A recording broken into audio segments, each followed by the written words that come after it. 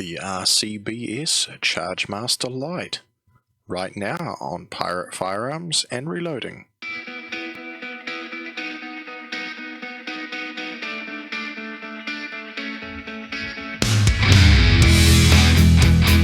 Hi everybody, so long overdue is my review of the RCBS ChargeMaster Lite. So this is the Lite edition, and I'll just explain quickly the standard version. I don't think they have an actual name for it. The difference between that is it actually has memory built into it to store your favorite powder charges. Which I suppose is quite cool, but I quite often find I'm reloading for different calibers, different charges, experimenting with load developments and things like that, and I don't really see the need. As you've seen in my previous videos, I had that old computer screen mounted to my reloading bench, so I keep my my Excel spreadsheet logbook up on there so I can see exactly what I'm loading at the time. So for the extra money, I decided it plainly wasn't worth buying the next model up.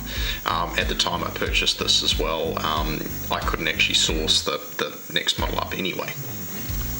So basically what it is it's your standard old powder triplet that we've all used in the past. This happens to be a Hornady one, and it has a little hole in a brass tube, and as you rotate this around, kernels of powder drop out of the end.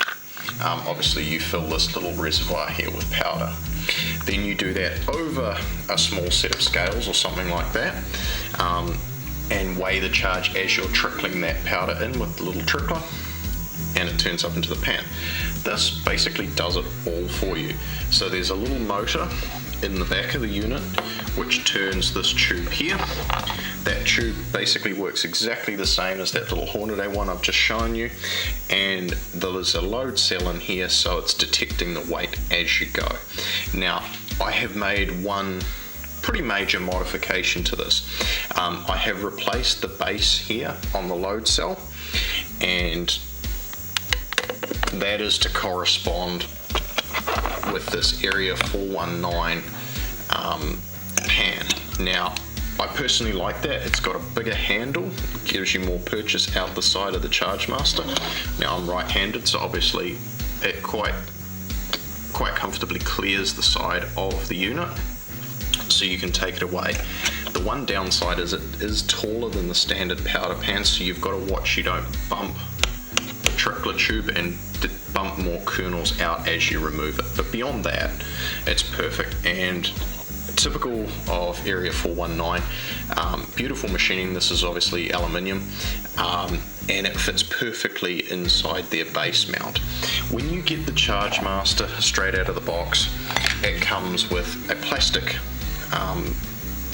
platform here, and just one of your nice standard winged with a funnel on it units like that. Now the other downside to the Area 419 is you can't actually put the cover on with the pan in place. Now that personally doesn't bother me either,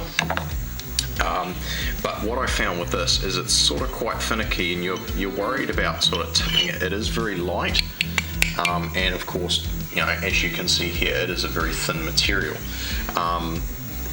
This upgrade is not necessary, but it's just something that I've come to really love and enjoy, and I've had this probably for about 3 or 4 years now, and I don't ever think I'm going to go back to hand weighing charges. This is definitely a must-have if you're somebody who wants to individually weigh powder charges.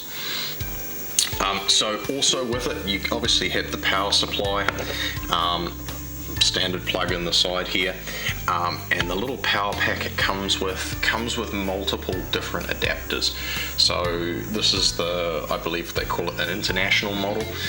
Comes with all the adapters, so you just fit the adapter for the country you live in, and plug it all in, and you're good to go. So all the feet are adjustable, and there's a 360 degree spirit level there, which allows you to make sure it's nice and level. Should you have it tilted one way or the other, it will affect the powder coming out of the end of the tube here. It also comes with 2 calibration weights, 50 grams each, and as you can see, they nicely sit there in the side. and a small little paintbrush, and this is to help get rid of the extra kernels of powder once you're done loading. Now, you may have already noticed I have written on the top of the powder hopper cap because I could not even tell you how many times I've dumped powder all over my workbench. I've now taken to actually drilling it in through my workbench and putting a funnel there beside the drain, and I actually have an empty powder container always sitting under it just in case I make that mistake again. And that comes to my second point. When you do come to empty it, it is really nice.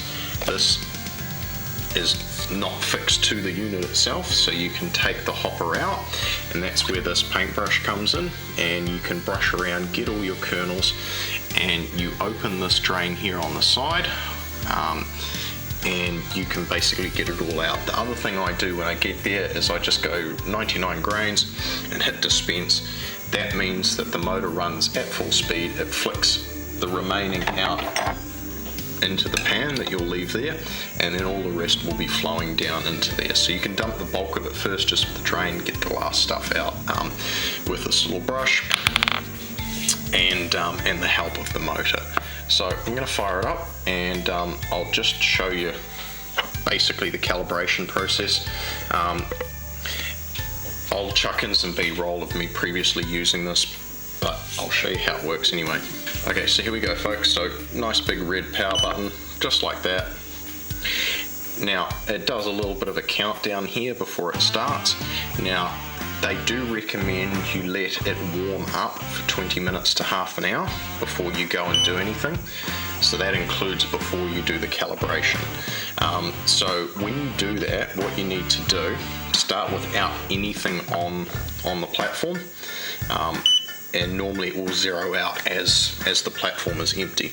And what you do to make sure it doesn't automatically shut itself off is just put one of the calibration weights in place, and I just put the cover back on, and I go about doing the rest of my reloading process, whether I'm getting my brass out, doing whatever else I need to. I don't time it exactly, I just look at the clock and give it about 20 minutes. What you do when you're ready to go and calibrate is you take your calibration weight off, you wait until the little stable comes up on the screen, so hopefully you can see this all very well, but right here is the little stable indicator. Now if I was to just tap that for a second, you see the stable light takes a second or two to come back on, and that's something really important to keep an eye on too. So what we're going to do the calibration is, first of all, press the calibrate button. It now says calibrated for 0 and it is stable. So we press calibrate to accept that. Now it's asking us to add 50 grams, so that's one of the calibration weights, like that. We wait until the stable light comes up again, we press calibrate again. It's now asking for 100 grams, so we put both onto the platform, wait until it says stable again, press calibrate. Oops. Just like that. Now it's telling me there's 100 grams on top of the platform. So if we remove one, it should go to 50 grams. Perfect. We remove both of them, it will zero out and it will default back to grains. Then, depending on whether you're using the factory or the Area 419 pan, you wait until it stables out and settles down like that. The stable indication is now up, and you can press the 0 button. Now basically you'll be ready to add the powder into the hopper up top and get loading. So all you're doing when you come to do a charge weight, so let's just pick one, 22.5 grains, okay? And you'd press the go button here. It would obviously then start the little motor. Okay, so we press the go button, and as you can see, it starts trying to dispense powder. As it gets closer to the weight, that will slow down. And that's really quite a neat little way of doing it. So it does the bulk of your charge, particularly if you're loading like a Magnum or something, you've got a lot of powder to dispense. It does the bulk of it very quickly, and then it slows down, and you'll find it just pulses the barrel, just barrel tube, whatever you want to call it, just pulses it. Now that actually does have ribs inside it, and if you've got one of the earlier ChargeMasters, or you've seen an earlier one, you may notice that people put a drinking straw in there to basically negate the use of the ribs. And depending on the type of powder you're using, that may work better, or may be more favourable in terms of getting an accurate load. What I have noticed though is I mainly use extruded stick powder and like a flattened ball powder. Both of those seem to dispense pretty much perfectly without giving me too much trouble. Yes, they do throw an odd under or overcharge, that does happen. But that's the nature of it, and you know, if you were doing it yourself on your own powder trickler, I guarantee you would throw over and under pretty regularly as well. So this is definitely a quicker way of doing it, and it's definitely more accurate than I ever got with a trickler. So the really cool thing is, say that was now full, I'd take that off, pour that into my case, and basically the second you put it back, it's actually going to start dispensing again. Now you can flick over into manual mode just there. So by pressing the mode button, you see manual on the screen, and then you can press it again into auto mode. So that's the automatically restarting after you've returned the pan. So it obviously knows that you've removed the pan by giving you a negative weight, and the idea is when it zeroes out, it'll fire up again, which is really great when you've got a lot of cases to charge. There's no real other magical little tricks. You can hold this trickle button here, and it will very, very slowly turn the barrel. I'll zoom in a bit for you. So I'm just holding the trickling button, and you can see the tube is just very, very slowly turning. So you've got a fair bit of option in there. It's really versatile. It has saved me a massive amount of time over the years I've owned it. When I first saw these, I thought, oh man, that's quite an expense. I don't think I need that. I'll carry on hand weighing. And one day in the middle of summer, when my garage was steaming hot, I'm sitting out here trying to hand weigh charges, becoming incredibly frustrated.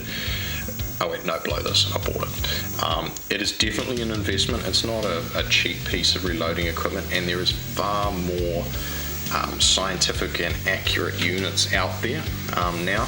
This was kind of the first one really. Now Hornaday offer one, I've seen one from Lyman, I think I've even seen one from Frankfurt Arsenal. So they're becoming sort of more of the norm. They're common now to see on people's reloading benches, and I definitely think it's a huge advantage. So yeah, be warned, close the powder drain. That's really embarrassing when you've got powder all over your workbench. Thanks for watching. Don't forget to like, share and subscribe. I release new videos every Friday, so hit that notifications bell so you don't miss out on anything. See you in the next one.